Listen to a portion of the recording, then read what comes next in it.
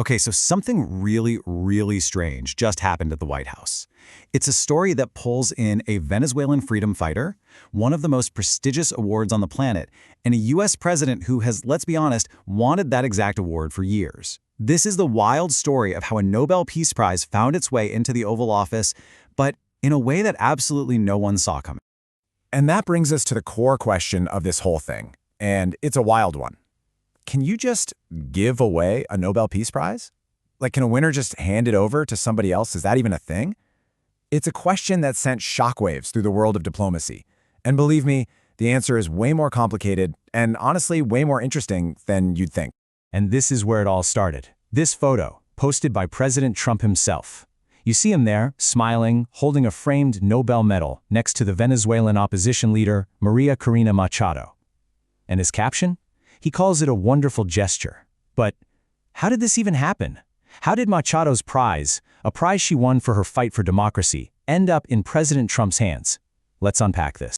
To really get the weight of that photo, we need to rewind a little bit. We need some context. And that context is the absolute whirlwind of events that has completely flipped the political situation in Venezuela on its head. It has been a seriously chaotic few months. I mean, just look at how fast all of this went down. In October of 2025, María Corina Machado, a longtime pro-democracy activist, wins the Nobel. Awesome. But just 2 months later, she has to pull off this daring escape by sea from her own country just to go accept the award. Then, boom, early January, the U.S. military captures the autocratic leader, Nicolas Maduro. In the power vacuum that follows, his vice president, Delcy Rodriguez, gets sworn in. It's in the middle of all this chaos that Machado makes her way to Washington. So you gotta ask, right? With her country's future literally hanging in the balance, why on earth would she give away the ultimate symbol of her struggle?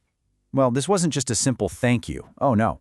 This was a calculated, high-stakes political move with some very specific goals in mind. Now, on the surface, Machado's official reason sounds pretty straightforward. She says the gift is to recognize President Trump's unique commitment to freedom in Venezuela, which is a clear reference to the U.S. operation that got rid of Maduro.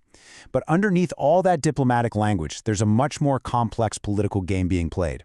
So here's the bottom line. This was all about power politics. At a make-or-break moment for Venezuela, Machado was trying to get some real influence over U.S. policy. She needed to get President Trump's attention, secure her own seat at the table for Venezuela's future, and maybe most importantly, she had to try and change the mind of a president who, as we're about to see, had been pretty dismissive of her ability to lead in the first place. So you can imagine, an event this unusual caused an immediate stir. The world definitely reacted, and so did one very important player in all of this, the Nobel Committee itself. And yeah, they had some thoughts. When reporters asked President Trump why he would accept someone else's Nobel Prize, his answer was, well, classic Trump. He didn't talk about geopolitics or diplomacy. He made it personal. He said, well, she offered it to me. He talked about how impressed he was, calling her a fine woman. He was focused entirely on the personal interaction, the gesture itself, not so much the global meaning of the prize. But here's where we hit a pretty big wall, because the official rules of the Nobel Foundation are crystal clear about this. The prize itself, the actual honor, the title of laureate, it's not a physical object you can just trade or give away. It's awarded to a specific person, and that's it.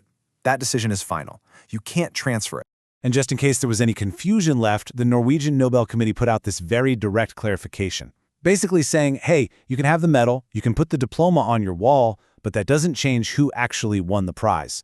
And a lot of people saw this as a message sent directly to the White House. The official winner is and will always be María Corina Machado. And this really gets us to the heart of the whole story. Machado made this huge symbolic gesture, right? It got headlines all over the world.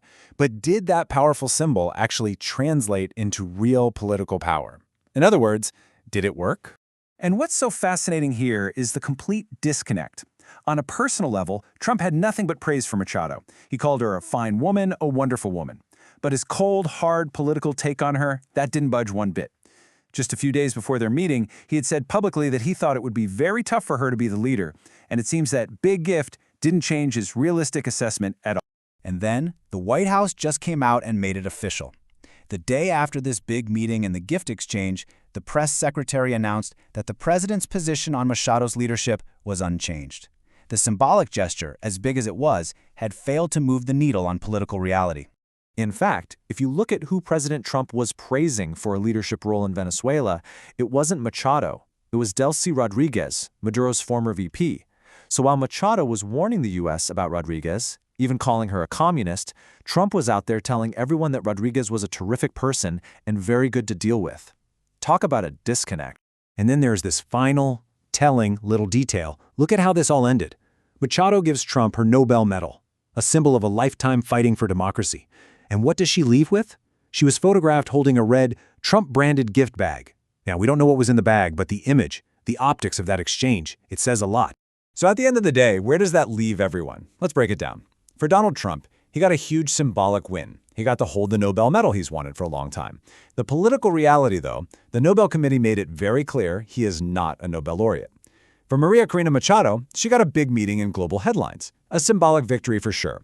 But the reality is, she failed to change U.S. policy or the president's opinion of her. And this whole saga leaves us with one massive question. In the world of high-stakes diplomacy, when the future of a country is on the line, what actually carries more weight? Is it the powerful symbol that gets everyone's attention for a moment, or is it the cold, hard calculus of political reality? The answer to that could very well decide the future of Venezuela.